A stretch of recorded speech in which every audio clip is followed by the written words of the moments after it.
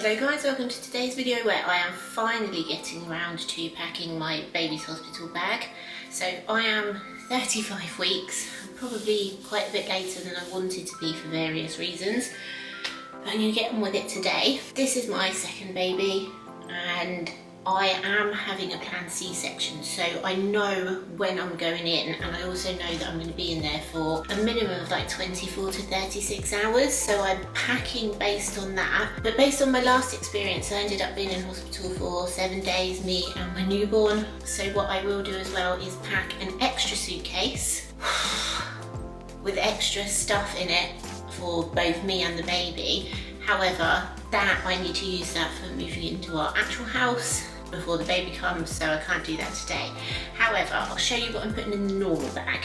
This is the little bag that I've got. I got this from Amazon. It's so cute with the little teddies on it. And I'll link all of this down in the description below as usual. So I have actually started sorting this out. I started sorting this out a couple of weeks ago because Isabel wanted to be involved. So what I've done is I've packed stuff into giant sandwich bags. There, these ones from Sainsbury's. So in there we've got cotton wool and nappy bags. So if you've watched any of my previous videos, I've said that I want to try and be a bit more sustainable in future and use like reusable wipes and nappies and stuff. But until we're in our actual house, I can't focus on that. So nappy bags and cotton wool. We didn't use wipes with Isabel until she was about 6 weeks old, simply because they are cold. Now, obviously I could get a wipe warmer, I can't be bothered with that, it just seems like a waste of money to me. So we will be using cotton wool and warm water.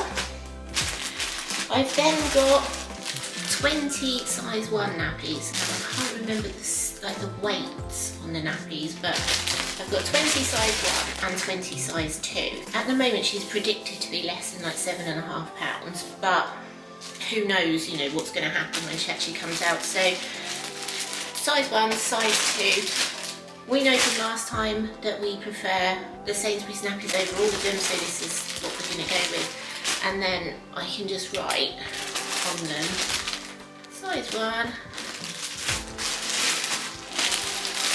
and size 2. I might need to pack these ones a bit neater so that they fit in the bag, but as I said, Isabel wanted to help pack her sister's hospital bag. Okay, I've then got, so I've got 2 muslins. Last time we didn't use bibs at all. We found that muslins like just tucked around her neck work just as well than like flapping about trying to get muslins on a screaming hungry baby, bibs on a screaming hungry baby. So we've gone for the muslins. We're going to take 2 and I'll pack like an extra one in the extra suitcase. I mean, they don't feed a huge amount in the first sort of like 24, 48 hours. I remember I had to wake Isabel up for feed, so I'm not expecting to get through too many of those. Then I've got 2 cellular blankets. Obviously they have blankets in the hospital, but when I was in there with Isabel, they were like swaddling her with really big, thick blankets, but like right up around her face, and like first time mum panic, I was like, oh my god. So I was like tucking them right down here, but obviously with these are breathable, so I'm going to take 2 of those. Hopefully we won't have too many accidents in like the 30 hours that we're in there and go through those, but I've got them.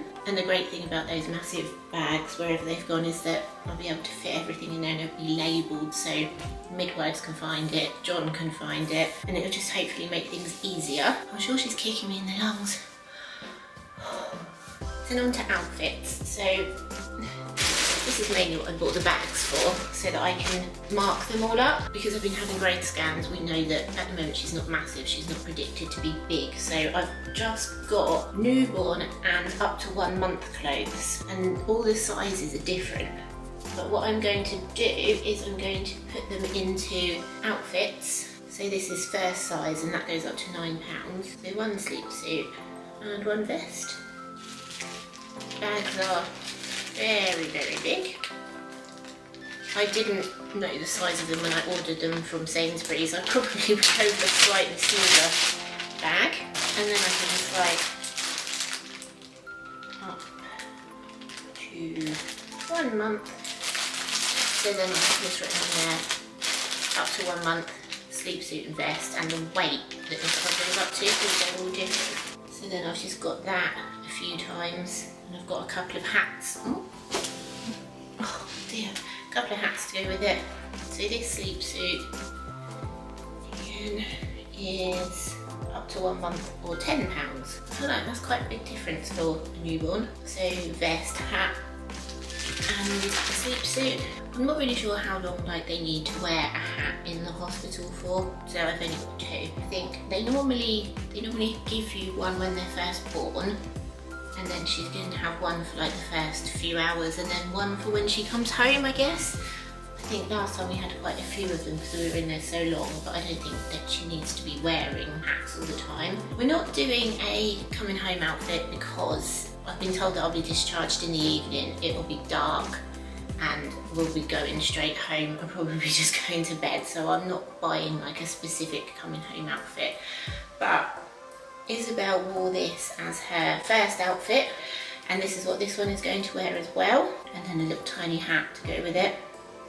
And all the sleep suits that we've got have got mittens and feet in them, so I haven't bothered with socks and mittens separately.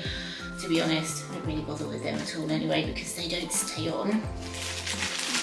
So it's only if she's going to be in outfits that we'll do that. 2 more sleep suit and vest combinations. So this one is a first size, but only up to £7.8. Why are they all so different? So because some of these go up to £10, I'm not bothering with 3 months because they'll be way too big. Obviously, if you don't know what size your baby's going to be, or you know they're going to be a bit bigger, then it's definitely worth having maybe a couple of 0 to 3 in there.